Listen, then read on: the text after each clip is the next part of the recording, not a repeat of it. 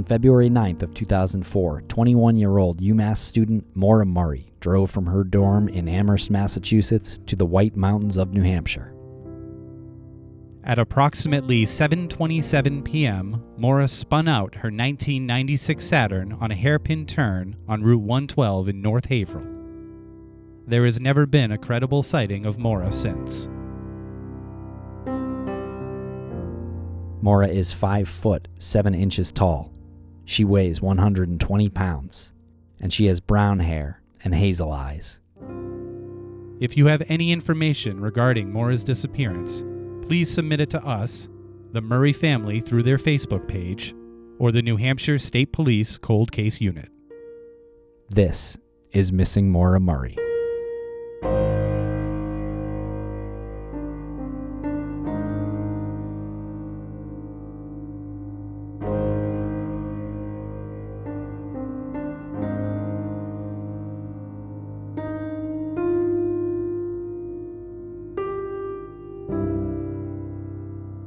Welcome back to the Missing Maura Murray podcast. I am Tim, here today with Lance in the Crawlspace Studios in Wormtown. Lance, how goes it? It's going very well. Very excited.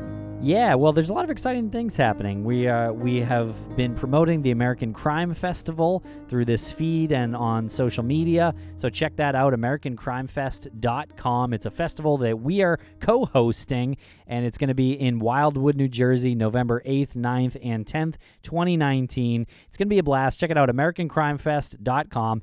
And our guest today, Marissa Jones, is going to be there. She is one of the guest panelists that we're going to be having at the American Crime Fest. Like you said, we're co-hosting it. We're co-organizing it, really, with Jim and Nicole from PI Magazine, Unsolved Magazine, PI Gear. So they have the in that whole industry, and they were nice enough to welcome us into what they planned to be the first one on the northeast side, the East Coast. They saw a cause and a reason to have it out here. And, it's going to be a good time. And thankfully, Marissa decided that she would join us there. Marissa is going to join us. She's going to be a part of a really an amazing panel that is called How to Create and Maintain a Popular Crime Podcast. And, of course, Marissa Jones does the very popular Vanished podcast, which is specifically about missing people. So check that out, the Vanished podcast, Marissa Jones. And that panel, she's going to be sitting up there with Captain of True Crime Garage. Tell me who. Emily Nestor of Mile Marker 181. The who's who of true crime podcasting. Josh Hallmark of True Crime Bullshit, who does a podcast about Israel Keys. And, of course, our buddy Mike Morford of Criminology, who was on Crawlspace this week. What a cool collection of people who have found success and have been very responsible in their true crime podcasting. It kind of reminds me of the Rock and Roll Hall of Fame when they have all of the inductees just jam up on stage in this like super band.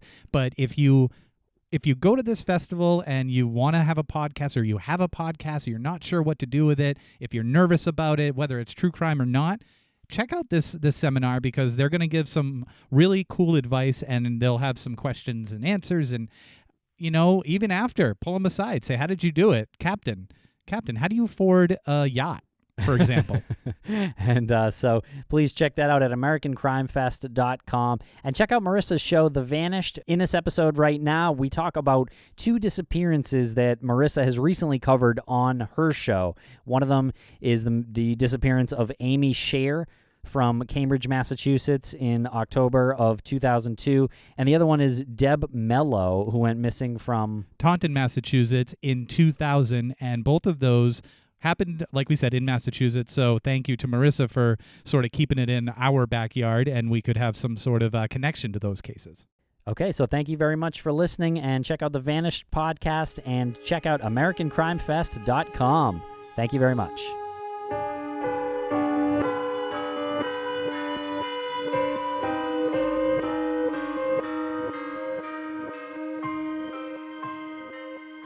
Welcome back to the Missing Maura Murray podcast. Marissa Jones of The Vanished. How are you, Marissa? I'm doing well. How about you guys? We're doing very well over here in Wormtown, Massachusetts. Thank you so much for joining us. We know you have a extremely busy schedule, so we're humbled that you took time out of your day to join us. Well, thank you for having me. And we're also humbled that you're joining us at the American Crime Festival, November 9th and 10th in Wildwood, New Jersey. It is going to be an absolute blast. We are going to put the wild in Wildwood. Going to keep the wild. At least keep it. Yeah, I was actually just in Ocean City, New Jersey, which is just down the coast, and this past weekend. Ah, how was that? It was great. The weather was fantastic. Post peak summer heat, it was really great. Nice. Well, we're going to be post peak summer heat in November. So post-Halloween. Post-Halloween, pre-Thanksgiving, so that sweet spot, as we like to call it. And you are more than welcome, because Tim already told me that he does not want a part of this, but you are more than welcome to join me for my morning cup of coffee and 10 minutes of self-reflection on Saturday and Sunday morning on the boardwalk as we look out to the ocean, because that is what is in my head that I'm going to do, but Tim doesn't want to join me. I did not say I didn't want to join you. I just said I don't think you're going to have 10 peaceful minutes before the conference starts on Saturday or Sunday. Tim said that there's sharks in the water and he doesn't want to be anywhere near them. There are sharks at the festival. Speaking of.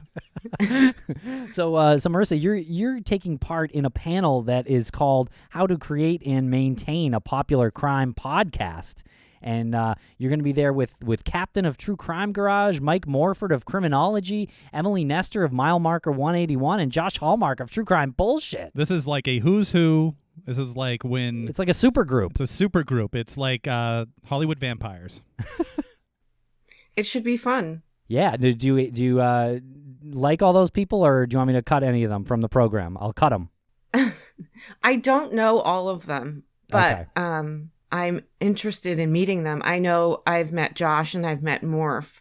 I don't think I've met any of the others. Oh, really? That's surprising. You haven't met Captain. Emily, I think, was only, or I only met her at just this year. So I guess I'm not too surprised there. But yeah, it's surprising that you and Captain haven't rubbed elbows at this point. Well, I saw him from afar at CrimeCon, but you know how it is when you're there and there's just a line of people at your table and their table, and you just don't get a chance to meet somebody, even though you're just right across the room the whole weekend. I did see you in Chicago, though, at the True Crime Podcast Festival. Right. I was in Chicago. Yeah, and that was one of those brief moments, too, because it's like you tap me. You were like, "Hey, how's it going?" I'm like, "Oh my God, we were in exactly what you explained. We were in the same building all day and hadn't said hi." So yeah, that happens all too often. It's just busy at these events. A lot of people to talk to, and it's really just a ton of fun. I can't wait to squash the rumors that you and Captain are the same person, because a lot of people think that you and him are the same person because you've never technically been in the same room at the same time. Well, what was funny was I had to correct somebody at True Crime Podcast Festival that kept telling me that they were talking to Lance. Oh, I was there. He was there in spirit. I was there. I was always just around the corner. Yeah, I was like, that's Tim. But,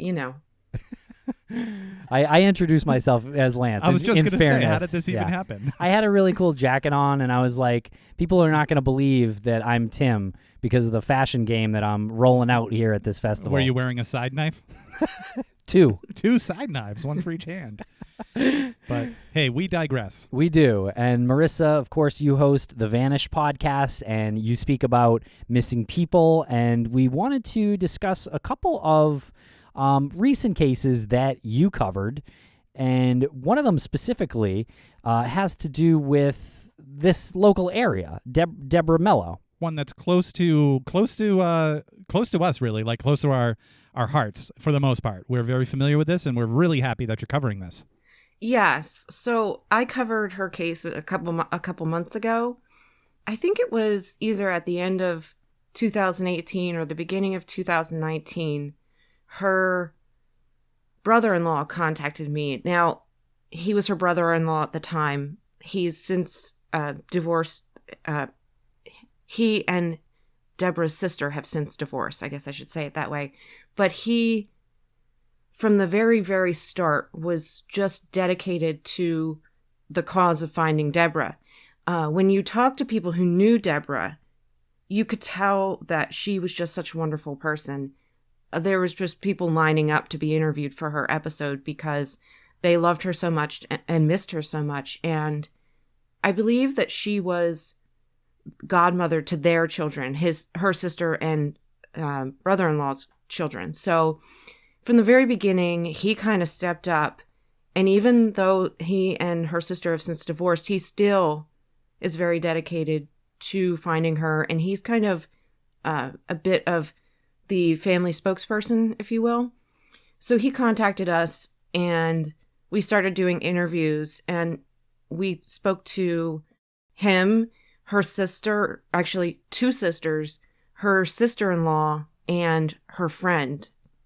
And it was really one of those cases where you got a good feel for who she was, because everybody just had so many wonderful memories of her to share.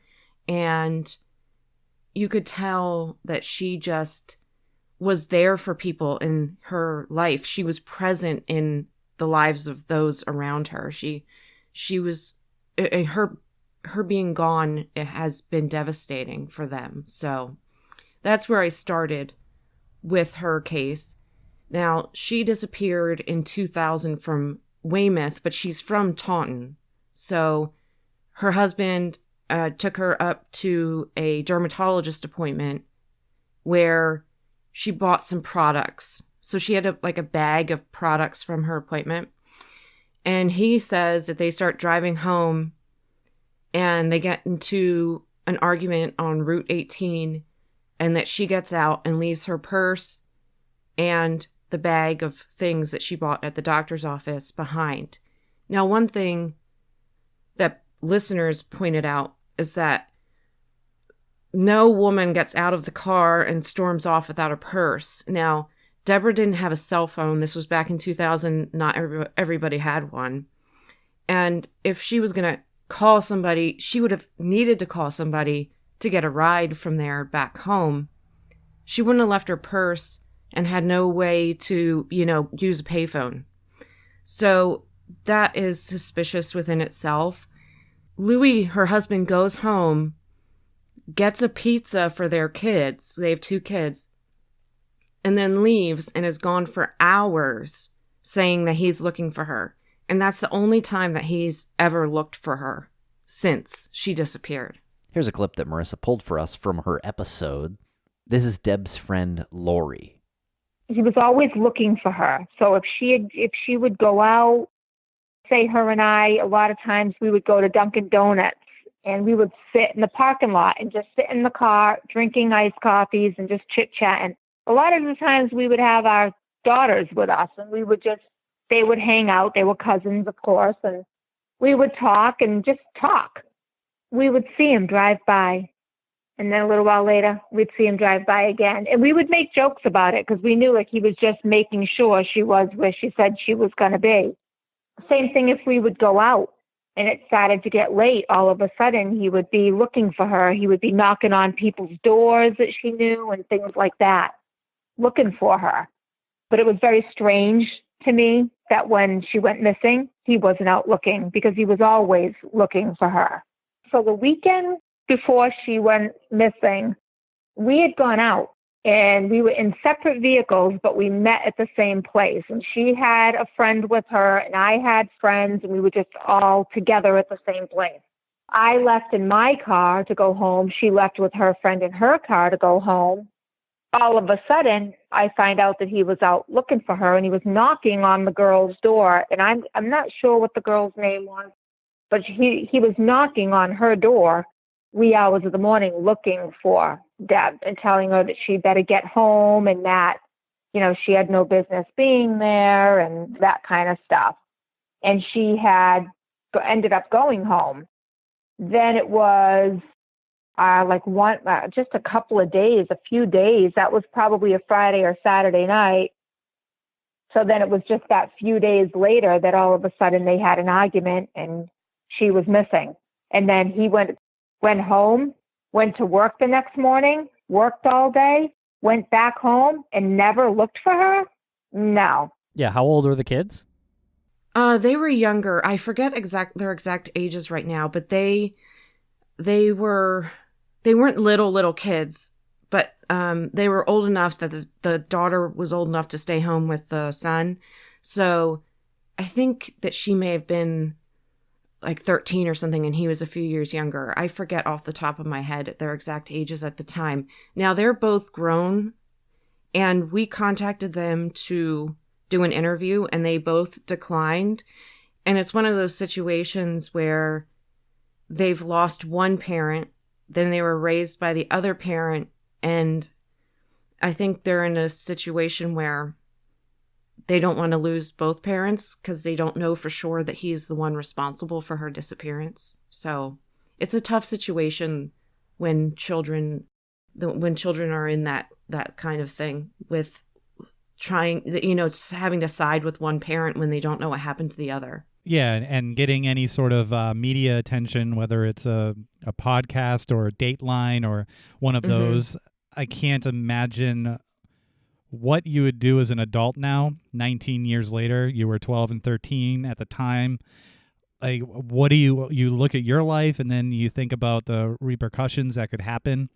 And it's like, what do you weigh? How do you weigh those options? It must be impossible. Look at Sarah Turney. She's kind of doing that, and she, of course, her sister Alyssa Turney went missing, but she's lost contact with her siblings because of the media pressure she's put on her sister's case and her dad. Yeah, and that's crazy because it's crazy to think about how people value the normalcy of having a parent over what could possibly be justice.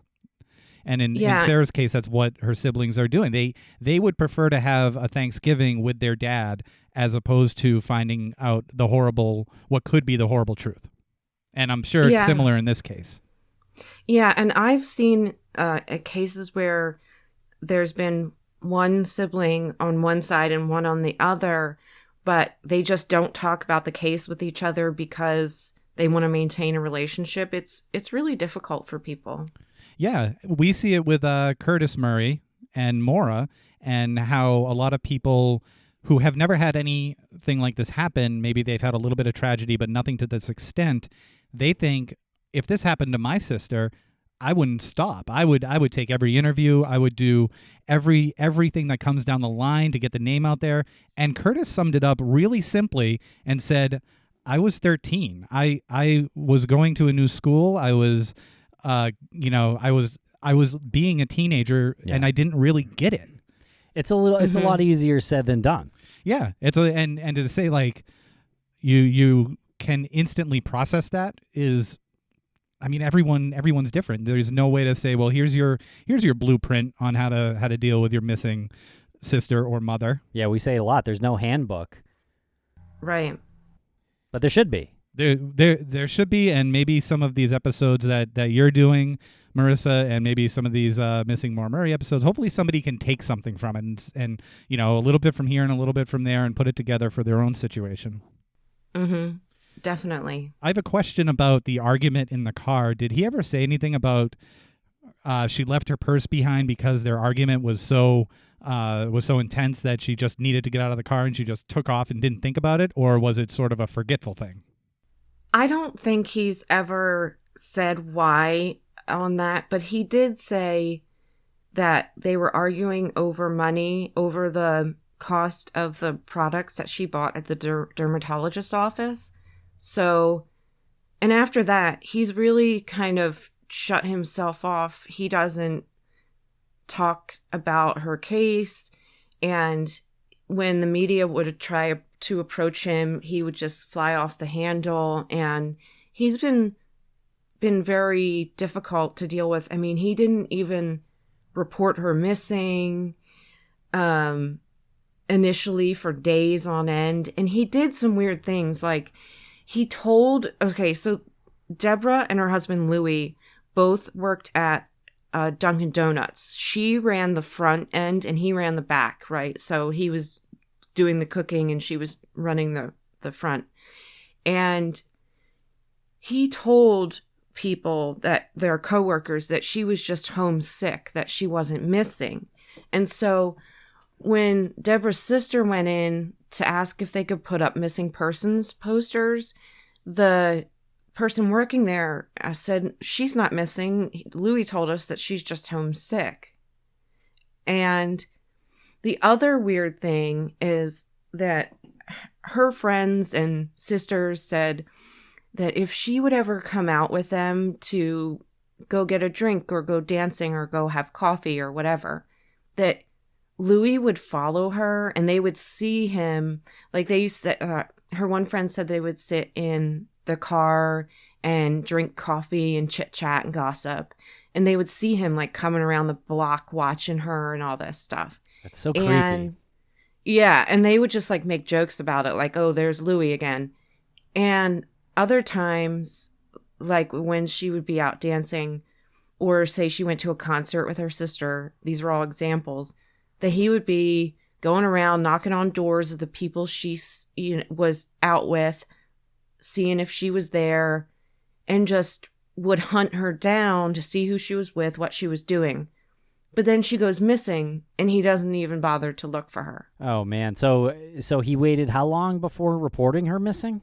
It was several days because her sister thought that he had reported her missing, and then she found out that he hadn't. And she then called him and was like, what are you doing? You need to report her missing. And the police initially, when they talked to him, they looked at his car, that kind of thing. And they started chasing down all these leads, like that she was in, like the trash dump, where she was here, she was there, she had been incinerated in this trash place, and they were never able to find anything. I think that the big question is, where was he for those several hours after he told his kids that he was going to look for her? And they were able to, he said that he was in Weymouth looking for her, but he had a cell phone. She didn't. He had a cell phone, and they were able to determine that he was in Taunton the whole time, that he said he had been in Weymouth.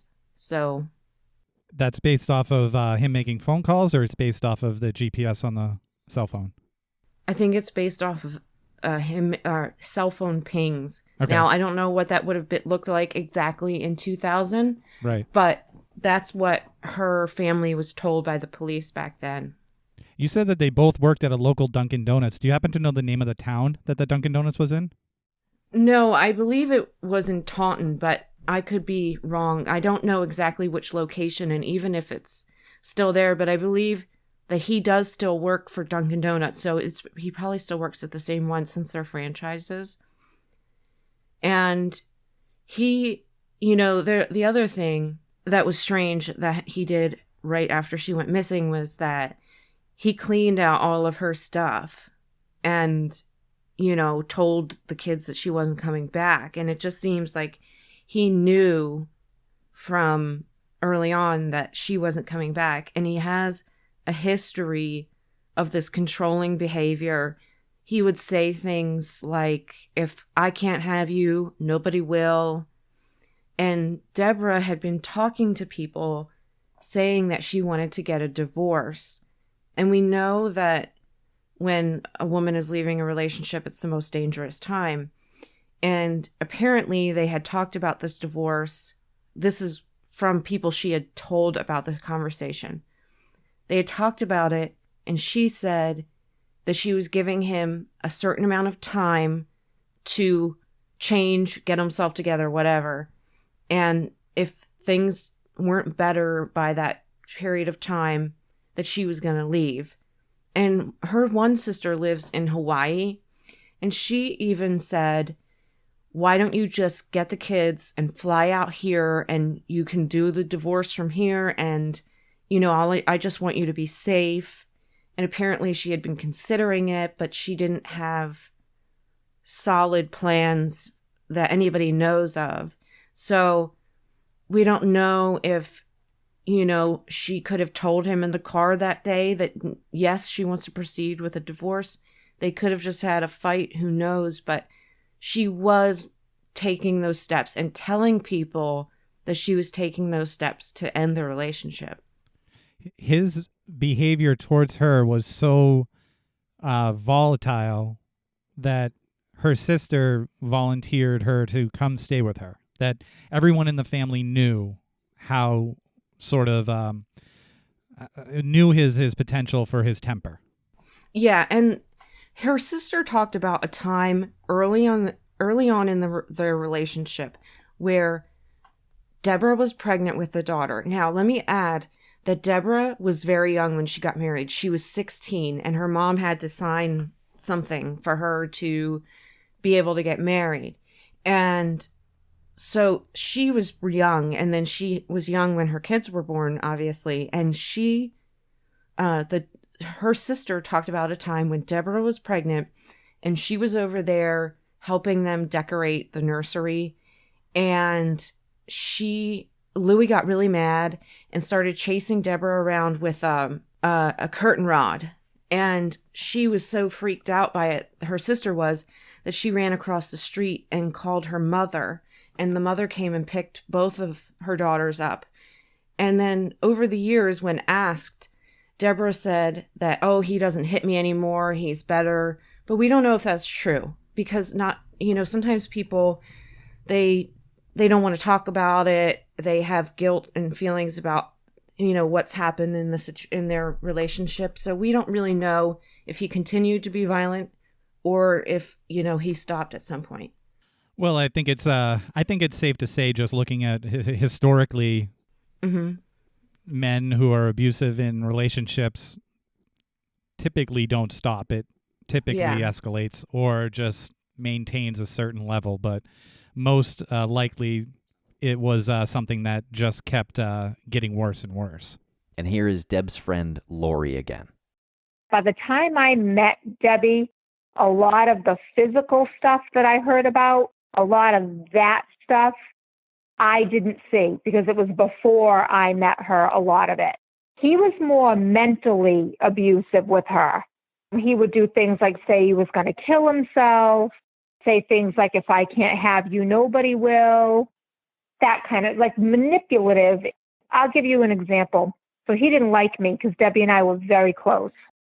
He bought her this big, gaudy diamond and ruby ring. I was over at her house and he did not want me there. She had taken the ring off in the bathroom to wash her hands, left it on the sink. Louis took the ring and hid it, then turned around and asked her where it was. And she said it was in the bathroom. Well, of course, it wasn't in the bathroom because he had already taken it. So then he turned around and accused me of stealing it. This is the games he used to play. And we had a big blowout. He threw me out and whatnot, accusing me of stealing her ring, which I would never do. I don't remember if it was the following day or whatever. I went back over to Deb's. Louis was at work, and her and I tore the house apart looking for that ring. And we both kind of knew that he took that ring, but we were looking, did he hide it somewhere? We looked everywhere. We moved the furniture, cushions, you name it. We moved it. We looked everywhere. Never found the ring. That same day, he comes home, and I'm still there. So big fight again. I leave. He starts looking around the house, puts his arm under the couch and pulls out the ring. Oh, here's the ring. Oh, she must have put it here. She liked jewelry, but Louis was always the type that he always had to have the biggest and the best and the most expensive. So a lot of the stuff that he would buy her would be so big and gaudy. And she's like, when am I going to wear this? I'm never going to wear this. That kind of a thing. But of course, she had it on her finger or whatever, took it off, like I said, at the sink. But no, it was not something that she was really interested in. She liked to look good. She liked to wear, nice clothes, but very like casual, nice clothes. Not like, I'm going to wear this beautiful gown and I'm going to go out shopping at the grocery store. It was more like, a nice pair of jeans and a nice shirt. She was very casual, but she always looked very nice. It was his attempt at driving a wedge between her and her very, very close friend. And she said he would just pull little things like that because he clearly didn't like her and didn't want her around Deborah. So it's all these little things that he would do that add up that kind of show you how controlling he was. But she did maintain her relationships with people. She didn't let it, ruin relationships or break off her relationships. She, despite how controlling he was, she was still very close with so many people. And her sister in Hawaii said that when they were making those plans over the phone about her possibly coming out there, that she would hear somebody pick up another line in the house, and she would say, like, Deborah, shh, I heard somebody. And she thinks that he was listening in and possibly could have known that they were planning something for her to come out there. What do you know about the searches that were done?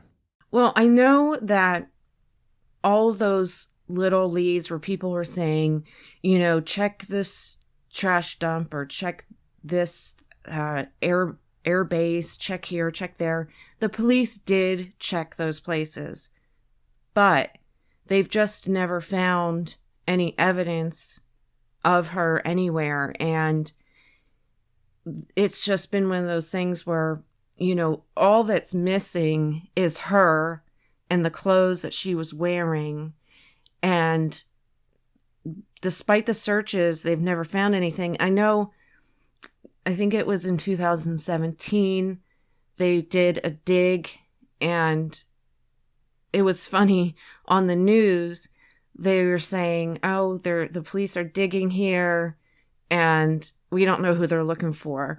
And then as they're videotaping live, her brother-in-law rolls up, and they're like, oh, look, there's Steve. We know who they must be looking for then, because he's so known to the media, because he's tried so hard to keep her story out there. And he bought, you know, billboards and all this stuff over the years.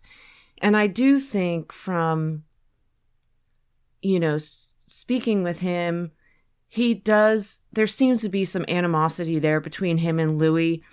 I know that he tried to confront Louis and just, you know, it was a nasty situation. And so I do think that he really wants to see justice for Deborah, because you can tell it just nags at him that he feels that Louis is responsible and has gotten away with this for all these years, and Deborah was taken away from her family.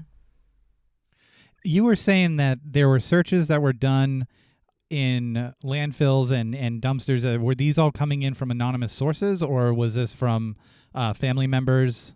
Where were the sources coming from? I think that it was both. I think that people were saying, you know, check where the dumpster at the Dunkin' Donuts goes to, that kind of thing. And they were saying, oh, there's this landfill across the streets real close. And I think people were throwing out places where you could potentially hide a body and not be seen, that kind of thing. And I just don't think that they've ever really nailed down a good place or a potential place.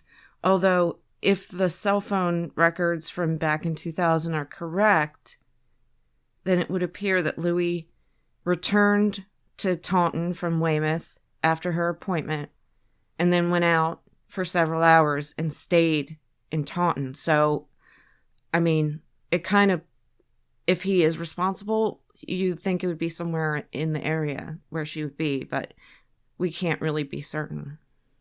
When he said that he went to go look for her, bought the kids pizza, and then left, do you think that that is out of character or in character? Meaning, why wouldn't he take the kids to go look for their mother with him? Is that out of character for him, or am I reading too much into it?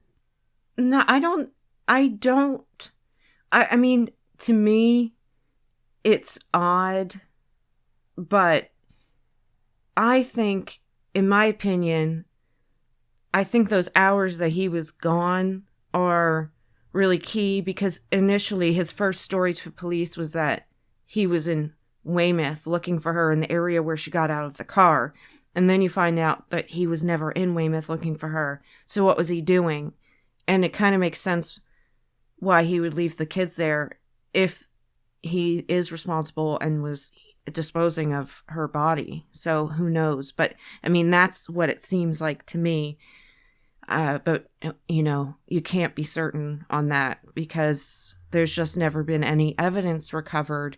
But also, no one reports seeing her walking along Route 18. And I'm not from there, but her family says that road would have been very busy at that time. So you have to wonder if she ever got out of that car there. Does he still own the same car? I don't believe so.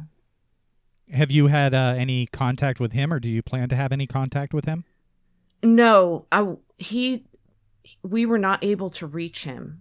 But like I said, in her episode, her sister talks about a time when a news cameraman approached him outside of the Dunkin' Donuts at the dumpster, and he really flew off the handle.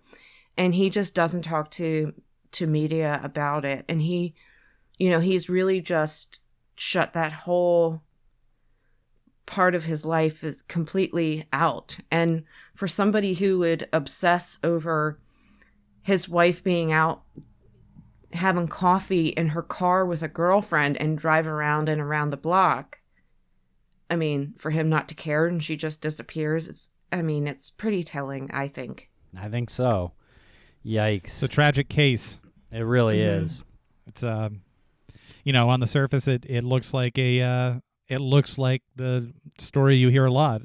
An abusive relationship that finally reached like this inevitable conclusion, this unfortunate conclusion. Guy is still free because they can't find the woman's body. Yeah, and unfortunately, I see that all the time. And after covering a lot of similar cases like that, it does sometimes feel like if you can just hide somebody good enough and hide any clues as to what you did, that it's easy to get away with it. Yeah, we run into that as well. And so you also covered a case, a woman by the name of Amy Shear. She went missing as well. And tell us a little bit about this case. Okay, so Amy's case is very similar to Deborah's, although I would say that it's maybe, I'll say listeners have said it's one of the most, if not the most devastating episode that they listen to. And Amy was married to a man named Robert Desmond. That was not her first husband. She had been married previously, and she met Robert. Robert came into her work as a temp, and she met him, and they had this like whirlwind relationship happen. She leaves her husband and just moves in with this guy real quick. And her family said that's like really out of character for her because she was always that kid who did everything by the book. She was a good student. She went to college. She was successful in her career. She had a good job, and she married this guy, and it was very odd for her to kind of step out of that lane of, doing everything by the book kind of thing. And so her family was really confused at first why she was with this guy, but then he started completely alienating her from her family and friends, everybody. I mean, we saw in Deborah's case where her husband tried to do this. Well, Robert Desmond was successful, and he did things like he would call, so Amy was raised, she's Jewish, and so he would call her mom and sister and threaten them and make anti-Semitic remarks to them to the point where they had to file charges against him. And in hindsight, they believe that he may have done this on purpose to completely alienate her family because they were scared for their safety. I mean, they were really, really scared. They didn't just say like, oh, this guy's a jerk. They were afraid that he was going to harm them. So they did step back from Amy because they were scared and they didn't know what else to do. So years go by, Amy is really, all she's doing at this point is going to work. She's the breadwinner. She doesn't really have any outside contact with anybody besides the people she works with. She's got no friends, no family. I mean, they're there. They want a relationship with her, but she's not allowed to have a relationship with them. So at some point, Amy and her husband have a baby. Her family doesn't even know that the child existed. And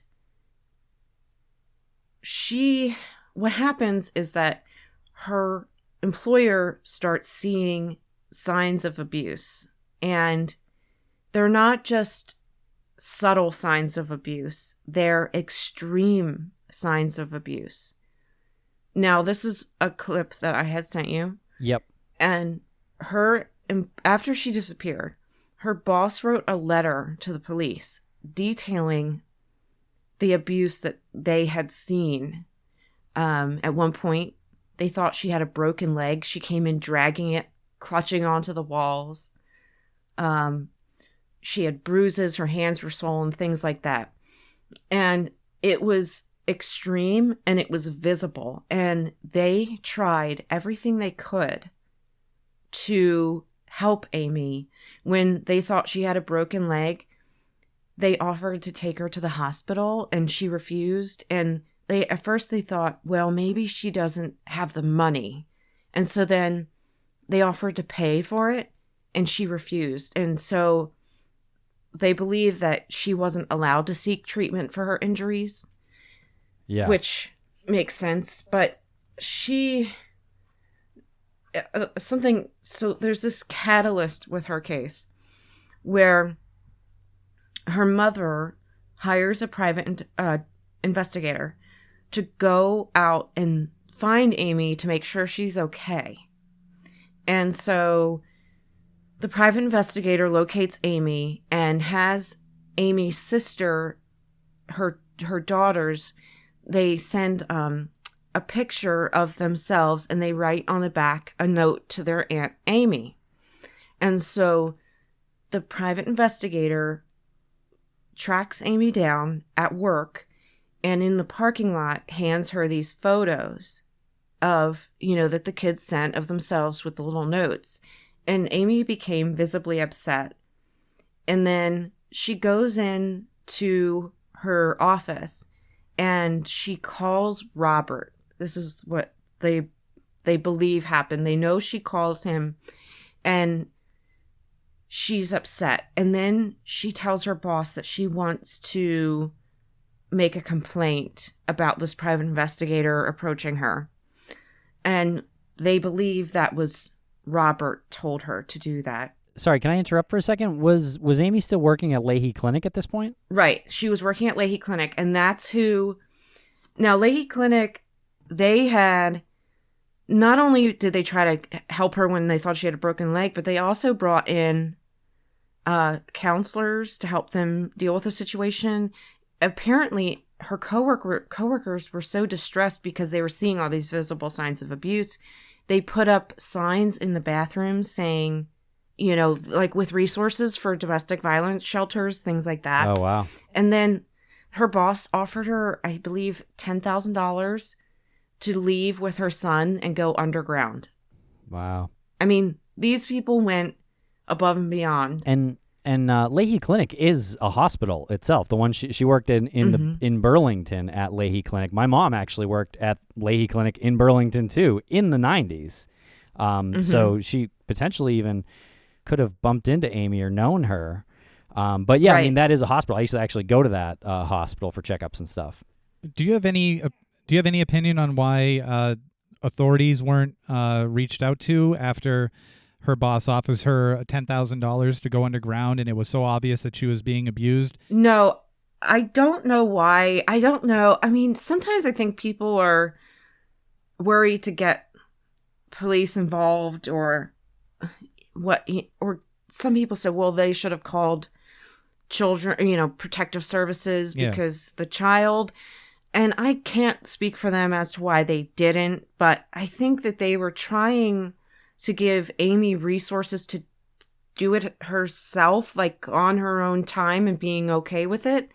And it just wasn't happening. And, you know, sometimes it's more dangerous to leave than to stay, right? So people are afraid to take that step. And we know that this abuse was horrific, so, I mean, it's not hard to believe that Amy was terrified to leave this man. So I don't know why they didn't take it one step further, but what they did do was amazing. I mean, all the things that they did to try to help was above and beyond. So, but there's another clip that I sent you, and it's kind of eerie to me. It's a letter that a priest had written. And as I explained earlier, Amy was raised in a Jewish household. It was very important to her, part of her identity, right? And she, in the months before she disappeared, she contacts this priest. Now, Robert is Catholic, and she says that she wants to convert. And I believe, and others believe, that this was not Amy's choice. This was another controlling aspect or controlling move on Robert's part. I spoke with the priest. He met her twice right before she died. She never followed up after the second visit. This happened about a month before she went missing. That priest actually called Amy's boss about a week after she went missing because he was concerned about why she changed her mind about becoming Catholic and whether, in fact, she had actually moved away. He told me, the priest told me, I think he's since died, Father McCormick, he told me Amy was dressed like a conservative Jewish mother, plain, simple, clothing covered her entire body, very thin. He asked her about her Jewish upbringing. She said she had been raised Jewish in Brookline, but over time she drifted away. She didn't say anything about being estranged from her family. She had Michael with her. The priest said he seemed like a bright child. He talked about how they say prayers all the time, and he knew the story of Adam and Eve, and he knew the entire Our Father at age 6. He said Desmond's perspective on Catholic teaching was very conservative. He was dogmatic. He said he had been away from the church for a while. He said he'd seen Desmond 5 or 6 times in the past in church, had never spoken to him, and never saw him again in church after Amy went missing. He said Amy called him in the first instance to ask about converting, and he was surprised when the whole family showed up at her first meeting because it should have just been her, but Desmond showed up too. He said Michael and Desmond had a history of praying together, and that Amy said she would not pray with them but would stand by and observe and be respectful. He gave me the name of some other priests that might have more information in Burlington. He said he's never had any other conversations with Desmond. And Amy did not appear abused. However, he wonders whether her dress were covering up bruises. Her dress was covering up bruises. Chris Lucchesi, which was her boss at Leahy, is very, very traumatized by the whole situation. He said he is 100% certain she would never have left Michael. He never knew Desmond's name because Amy never mentioned it, but she did talk about Michael. And it just made me feel like this wasn't her choice, and it was one of the last things that he was trying to take from her was her identity, her religion, and it just has this eerie feel the way he describes it. But these are kind of the last things that are happening in Amy's life that we know of. And then, like I said, the private investigator comes up with the pictures, and Amy's at work. And then she leaves work, and then it's the weekend, and there's a neighbor of Amy and Robert's reports that she heard a loud fight between the two. And then the next day, Amy goes to work, and she leaves early, although the neighbor isn't certain what day she heard the fight, so it could have been that Monday when Amy went to work. But then the following day, Amy calls in sick. The next day, she calls in sick again. And it's this day that they believe that Amy was murdered. And then the following day, Robert calls in sick for Amy. And then he asks for her boss's email address. And he says that Amy wants to send something to the boss, but that she's unable to. I mean, also, the other thing that's weird about that is if Amy's there and just unable to send an email, she would know her boss's email address. So then the employer gets a letter of resignation emailed to him from Robert's email, not Amy's, but Robert's. And Robert says the next day is the last time he sees Amy, and he dropped her off at a train station. And that's the last time anyone reports seeing her, although he's the only one. There's no evidence that he ever dropped her off at that train station. Although their son says that they did, but he was just very young, like 6 or 7. So the day before, he claims that he dropped her off at the train station. The day before, she wasn't even in a condition to tell him the email address of her boss, so she wasn't in the condition to send her resignation letter. Come to the phone. She couldn't even come to the phone. She couldn't even write down on a piece of paper what her boss's email address was. But the next day, she's good enough to be dropped off alone at a train station. Mm-hmm. Yeah, and the police... Okay, so their son was 8 at the time, and the police did speak to him, and he did say that they dropped her off at the train station and she had $7,000. Now, we don't know if he was coached, but one could assume. Yeah. And the thing with him is he's now an adult, but the police have spoken to him over the years and have told the family that he's very brainwashed. And he's on social media, but I made the ethical decision not to contact him because I do believe that he may know something. And I think that if he comes forward, I wouldn't want him to go to the police with that information. So I don't know. It's a tough situation with him because he was raised by his father completely. And one of the remarkable things about this case is that Amy's mom tried to get visitation rights of Michael, and they went to court, and it was initially thrown out because in order to get visitation rights as a grandparent, you had to have a pre-existing relationship with the child, which we know that she didn't have because they had been completely alienated from Amy. And their attorney, who is interviewed in the episode, she's great. She appealed this on the fact that the reason that there was no pre-existing relationship was that there was domestic violence present and that there was alienation. And they eventually won, and it was a landmark case in your state. And then Robert fled the state with Michael. And Amy's mom told her attorney, she said, I just can't do it anymore. Because the attorney said, well, go to California. We'll get a judge to help us. And she just said, I can't do it anymore. And unfortunately, Amy's mom passed away without ever meeting Michael or finding out what happened to her daughter.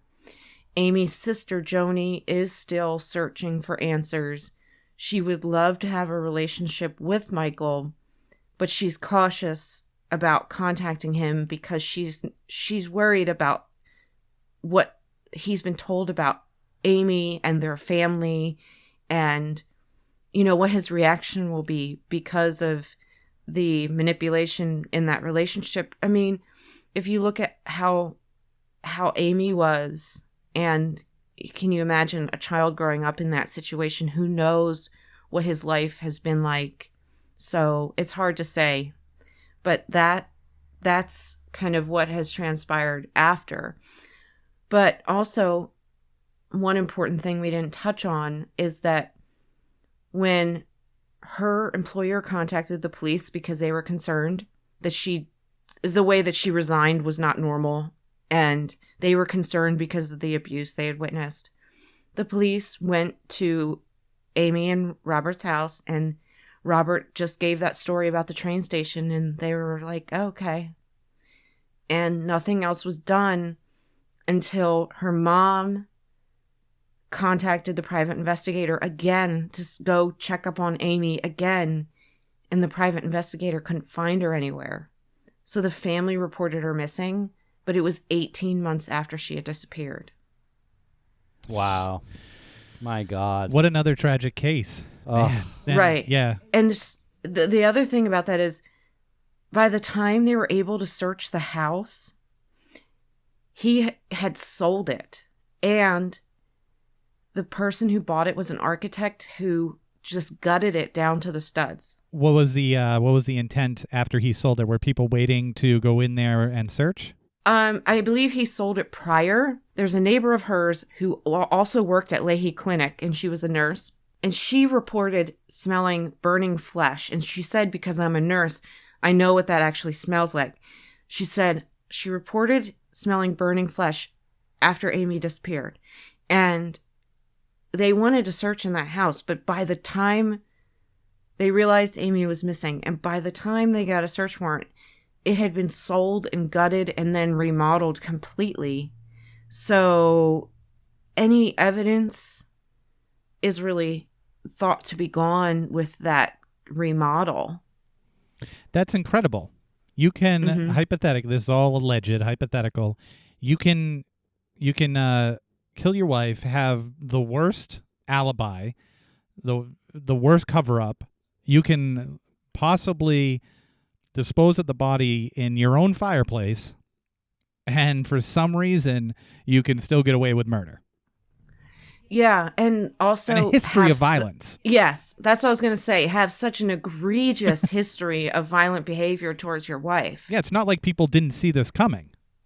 Yeah, and so that's why I sent you that clip of the attorney. She reads this letter from the employer, and it's just so damning. Chris and I became more observed of Amy's physical appearance. Nothing seemed out of sorts until the fall of '98, around Thanksgiving.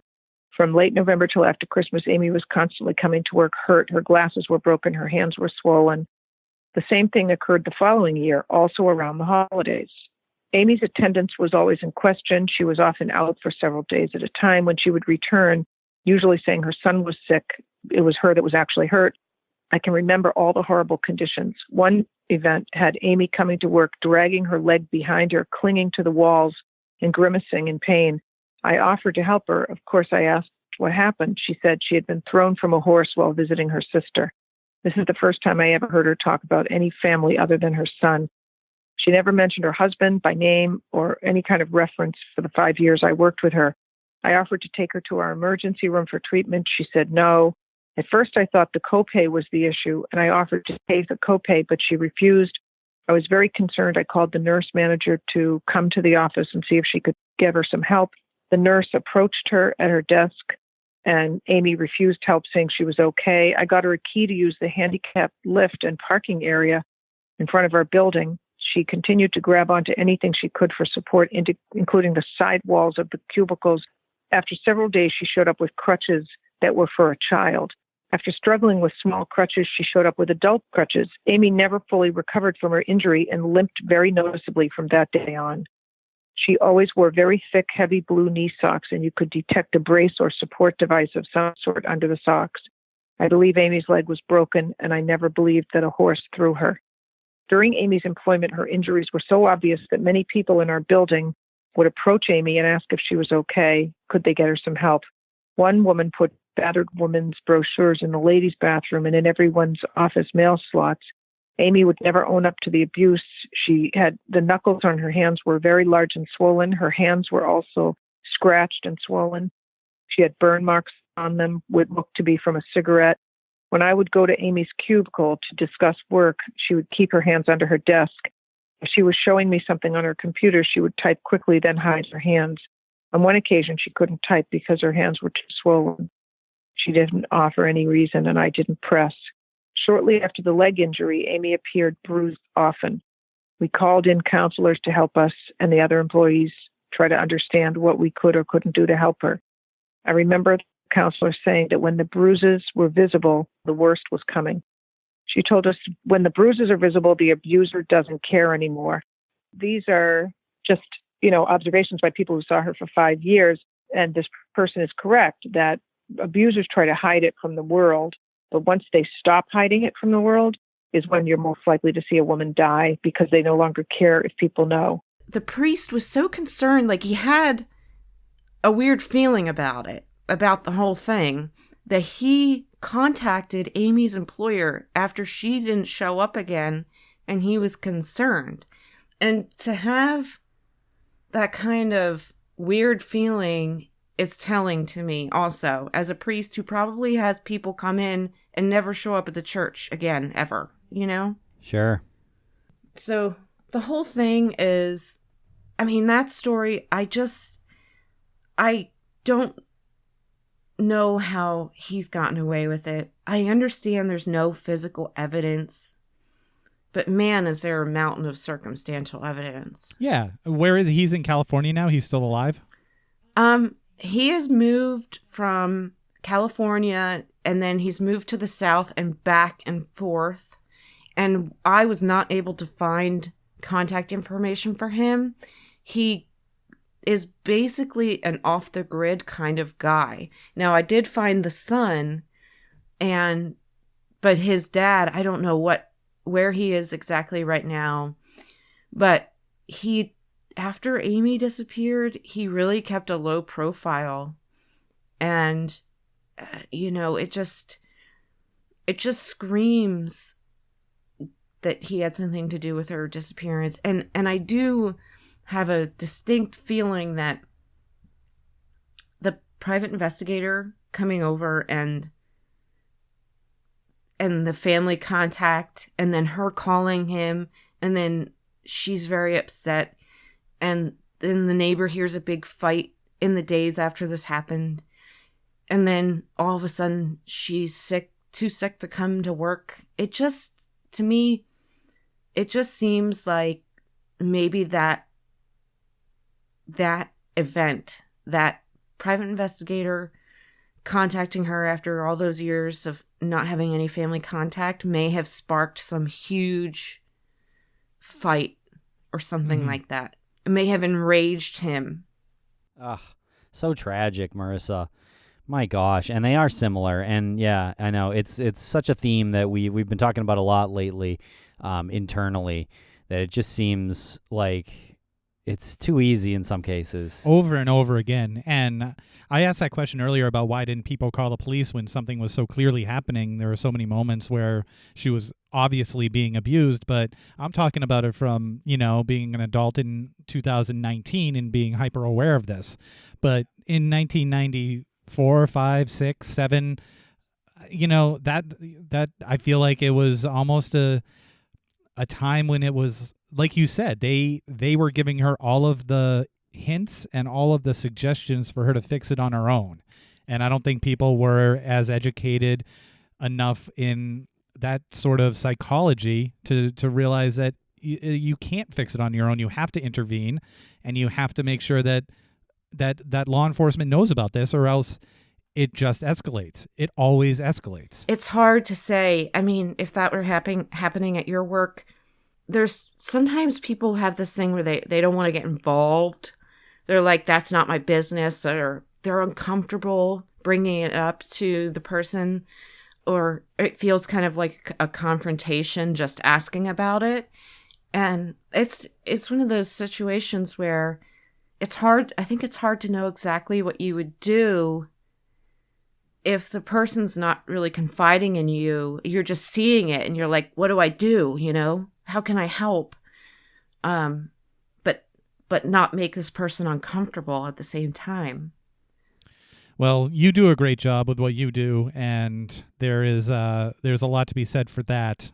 For the people who don't know what to do. I think people like yourself put forth a really as good of a game plan as, or like we were saying before, there's no handbook on it, but we can try to at least provide some sort of logical direction. Right. Well, I guess that begs the question: what do you do if you find yourself in this situation? Well, I'll tell you, for her episode, it was really so devastating that I had Laura Richards on, and she's on Real Crime Profile, but she's also a behavioral analyst and all that stuff, and she gave a lot of good pointers about ways to talk to people and the words to use and words not to use, and I found that to be really helpful. But I do think that when somebody's in that situation, getting them to feel safe talking to you about it is really important. It's like the first step that you could be like a safe person. And one thing that Laura mentioned was that if you just, call the cops or something, you could actually end up putting somebody in a more dangerous situation, that you really have to come up with a plan to, with the person to get them out safely. And so it's really a tough situation in a case like Amy's, that where, she really, her level of being trapped was really severe. She didn't have family that she was talking to that were saying, oh, hey, just come to our house and we will keep you safe. But at the same time, if Amy had gone to stay with her family, would any of them been safe? I don't know. I honestly don't know. Like, she was in such a dangerous situation with him. And like, one of the things that her boss says in the letter is that when she came in and they thought her leg was broken, she said that she was thrown from a horse while out riding horses with her sister. And at that point, she had been alienated from her sister for years. And it's crazy to think that, she had to come up with these wild stories to explain why she was dragging a broken leg. I mean, I can't even imagine living that and what kind of danger she was in and probably walking on eggshells 24/7. And in that situation, I do think it's the best thing you can do is to get people talking to you and get them to feel safe, and then talk about ways that you can get help and get an organization that deals with this on a regular basis in to help, because they know what to do and they know about the real dangers. And I know, like, there's the domestic violence hotline where you can call, you can even chat with them from your computer, and they have tons of resources. And I do think that it's important to get people from being totally isolated and alone to knowing that there are resources out there. You really have to be careful, because you don't want to put somebody in more danger by their partner who's abusive finding out that they're going to leave them or something like that. So that I really thought a lot about that and how I would go about something, and I do think that getting professionals involved is key. Yeah. Absolutely. All right. Well, thank you, Marissa. We really appreciate you coming on the show and discussing these two really tragic disappearances, missing person cases, and our hearts go out to the families and friends. And please keep up the good work, Marissa. The work you do is so important.